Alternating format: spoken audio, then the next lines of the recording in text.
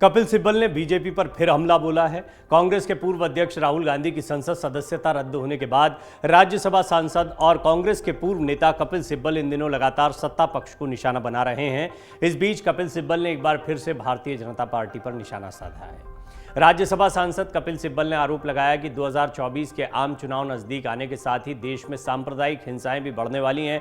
कपिल सिब्बल ने भाजपा पर गंभीर आरोप लगाते हुए कहा कि 2024 के आम चुनाव नजदीक आने के साथ ही भाजपा सांप्रदायिक हिंसा को अपना मुद्दा बना रही है और पश्चिम बंगाल और बिहार में हाल की घटनाएं एक ट्रेलर हैं। आपको बता दें, पश्चिम बंगाल के हावड़ा जिले में रामनवमी उत्सव के दौरान दो समूहों के बीच झड़प के बाद हिंसा और आगजनी की सूचना मिली।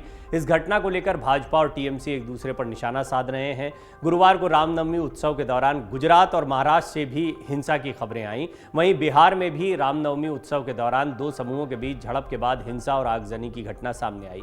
कपिल सिब्बल ने भाजपा पर हमला बोलते हुए एक ट्वीट किया और लिखा कि जैसे जैसे 2024 करीब आ रहा है, ये होंगे भाजपा के अहम मुद्दे। इतना ही नहीं, सिब्बल ने अपने ट्वीट में बीजेपी के मुद्दे भी गिनाए। सांप्रदायिक हिंसा सबसे पहले, अभद्र भाषा, अल्पसंख्यकों को प्रलोभन देना, ईडी सीबीआई चुनाव आयोग के इस्तेमाल से विपक्ष को निशाना बनाना। 4 मुद्दे कपिल सिब्बल ने बताए हैं।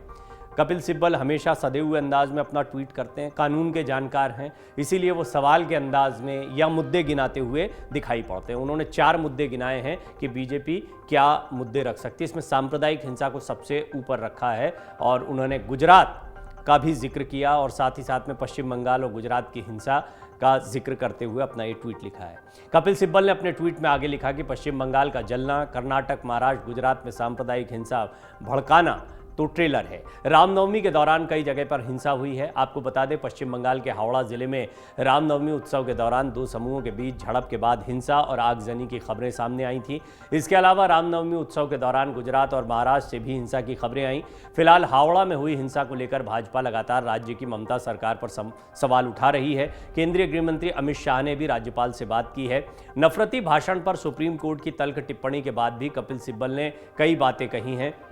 उन्होंने कहा, कुछ लोगों की राजनीति नफरत पर ही आधारित है। गौरतलब है कि देश में लगातार बढ़ रही नफरती बयानों यानी हेट स्पीच को लेकर सुप्रीम कोर्ट ने तल्ख टिप्पणी की थी और सुप्रीम कोर्ट ने हाल ही में नफरती भाषणों को गंभीरता से लेते हुए कहा था कि जिस पल राजनीति व धर्म अलग हो जाएंगे और नेता राजनीति में धर्म का इस्तेमाल बंद कर देंगे, उस समय ऐसे भाषण समाप्त हो जाएंगे। सुप्रीम कोर्ट द्वारा राजनीति में नफरती भाषण पर की गई टिप्पणी के एक दिन बाद पूर्व केंद्रीय मंत्री और राज्यसभा सदस्य कपिल सिब्बल ने कहा था कि ये कुछ लोगों के लिए चांद मांगने जैसा है जिनकी राजनीति नफरत पर आधारित है। कपिल सिब्बल ने अपने ट्वीट में लिखा था, उच्चतम न्यायालय ने कहा कि राजनीति में धर्म का इस्तेमाल बंद करने से नफरती भाषण खत्म हो जाएंगे, ये तो चांद मांगने जैसा है। पूर्व कानून मंत्री और वरिष्ठ अधिवक्ता कपिल सिब्बल ने अपने ट्वीट में आगे कहा, याद है लाल कृष्ण आडवाणी जी की रथ यात्रा, दूसरा आरएसएस के प्रमुख की 2018 की शमशान और कब्रिस्तान वाली टिप्पणी, साल 2020 में गोली मारो वाला बयान। कपिल सिब्बल ने अपने ट्वीट में आगे कहा, कुछ लोगों की राजनीति नफरत पर ही आधारित है।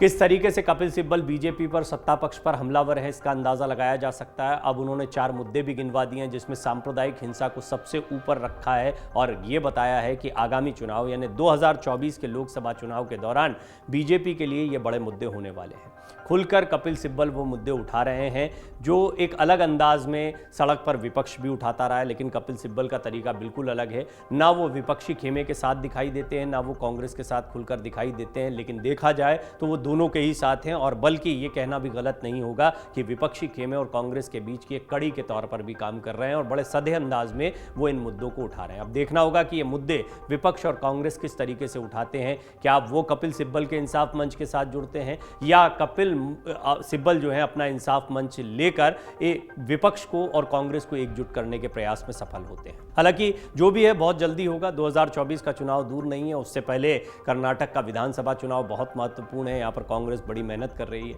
कपिल सिब्बल ने प्रधानमंत्री मोदी के नेतृत्व वाली भाजपा सरकार पर हमला भी किया था और बीजेपी पर विपक्ष मुक्त भारत लक्ष्य रखने का आरोप लगाया था।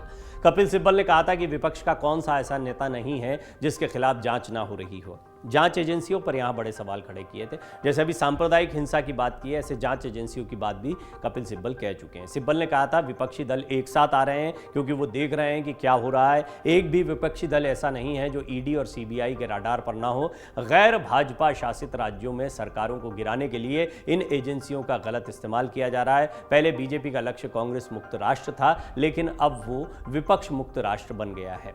कांग्रेस सरकार में केंद्रीय मंत्री रहे कपिल सिब्बल। देश के दिग्गज वकीलों में तो शुमार हैं ही कपिल सिब्बल। यूपीए 1 और यूपीए 2 शासन के दौरान केंद्रीय मंत्री भी रहे। हालांकि उन्होंने पिछले साल मई में कांग्रेस छोड़ दी थी और समाजवादी पार्टी के समर्थन से निर्दलीय सदस्य के रूप में राज्यसभा के लिए चुने गए थे। सिब्बल ने हाल ही में अन्याय से लड़ने के उद्देश्य से गैर चुनावी मंच इंसाफ भी शुरू किया है। इस सबके बीच में कपिल सिब्बल अब कानूनी लड़ाई के लिए भी कांग्रेस की मदद कर रहे हैं। वो राहुल गांधी के मामले को हायर कोर्ट में रखने की तैयारी कर रहे हैं। ये खबरें भी आई थी। कपिल सिब्बल बहुत अहम क्यों माने जा रहे हैं, अचानक से क्यों ट्रेंड होने लगे कपिल सिब्बल, ये समझना बहुत जरूरी है। कपिल सिब्बल एक ऐसे नेता रहे जिन्होंने कांग्रेस को छोड़ा तो सही, लेकिन मुद्दों के आधार पर, लेकिन कभी कुछ कहा नहीं। उन्होंने कहा मैं निजी कारणों से छोड़ रहा हूं। राज्यसभा वो गए, निर्दलीय गए, समाजवादी पार्टी का साथ मिल गया। कपिल सिब्बल इतने मंझे हुए अधिवक्ता हैं कि विपक्षी खेमे के जितने भी बड़े बड़े राजनीतिक दल हैं वो प्रेफर करते हैं कि कपिल सिब्बल उनका केस लड़ते दिखाई दें, क्योंकि ये तय माना जाता है कि यदि कपिल सिब्बल किसी का केस लड़ रहे हैं तो फिर वो कोर्ट में स्टैंड कर सकता है या फिर न्याय पा सकता है। और हमने कई मामलों में देखा, लालू प्रसाद यादव हों, उद्धव ठाकरे हों, तमाम लोगों का केस लड़ते हुए कपिल सिब्बल दिखाई दिए। महत्वपूर्ण बात है कि कोर्ट में केस तो लड़ा जा रहा है, जमीन पर चुनाव कैसे लड़ा जाएगा, क्योंकि मंझे हुए राजनेता भी हैं। तो कपिल सिब्बल चुनाव लड़ने की रणनीति में भी एक तरीके से कांग्रेस और विपक्ष की मदद कर रहे हैं। लगातार सत्ता पक्ष पर हमलावर हैं और अब सांप्रदायिक हिंसा के मुद्दे को उन्होंने सत्ता पक्ष के खिलाफ उठाया। अमर उजाला अब आपके टीवी पर भी। अपने स्मार्ट टीवी पर YouTube पर सर्च करें अमर उजाला, चैनल सब्सक्राइब करें और देखें ताजा खबरें, वो भी HD क्वालिटी में।